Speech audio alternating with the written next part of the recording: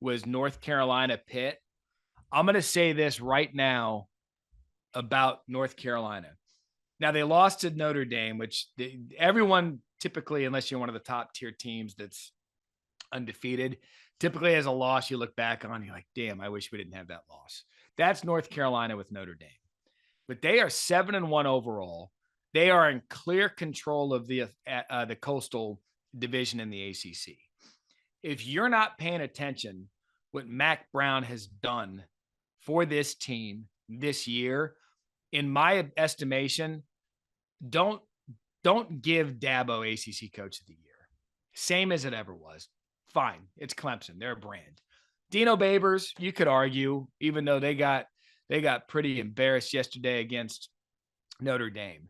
You could also argue Mike Elko at Duke, who's got Duke 5-3, 2-2, just behind North Carolina, 2 games behind North Carolina.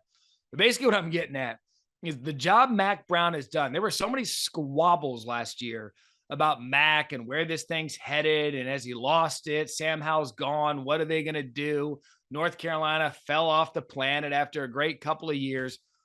If you're not paying attention to Drake Maye and what this Tar Heels offense is doing, then you are missing out.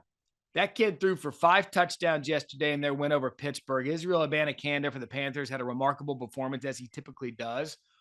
But I'm here to tell you, Mac Brown, to me, other than Mike Elko, runaway ACC Coach of the Year. Drake Maye, he's going to be the player. I want to. What's today's date? It's the 30th, October 30th, 2022. I'm going to say this on the YouTube channel so we have it and it'll live in perpetuity. Mark it down.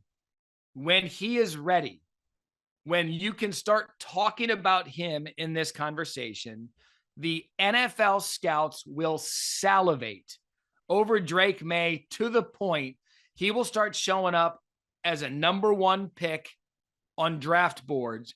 He will also be considered one of those players that they call a generational quarterback prospect. Mark it down. I'm telling you, the NFL scouts love this kid. He's only a freshman. Now he's a redshirt freshman, and he'd been there for a year. But the way that he has processed the game so quickly, winning that starting job this year to where North Carolina is, here's their schedule the rest of the way. Virginia, they're at Virginia.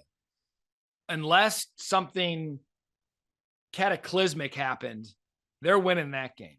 They have Wake Forest. Now, that's the one. From me, that's the swing game for Carolina down the stretch, because I know Wake Forest and Sam Hartman struggled on Saturday, but I'm telling you, the defense, they've gotten better into Gene Chizik as the season's gone on. That's kind of the swing game for them. They have Georgia Tech, lock that one in. And then they have the annual rivalry game against NC State the Friday after Thanksgiving. North Carolina has a real opportunity now to get back into this conversation for the ACC championship game against Clemson. And then if you're talking about a 1-loss North Carolina team, relative big picture to where everything else is, look, I'm not a North Carolina super fan, as it may sound like this morning. I'm just telling you, I called their game week 0 when they were trying to figure this thing out this year. Post Sam Howell, people didn't know what the Tar Heels would do. This is a really, really good story if you're not paying attention. Thanks for watching ESPN on YouTube. For live streaming sports and premium content, subscribe to ESPN+.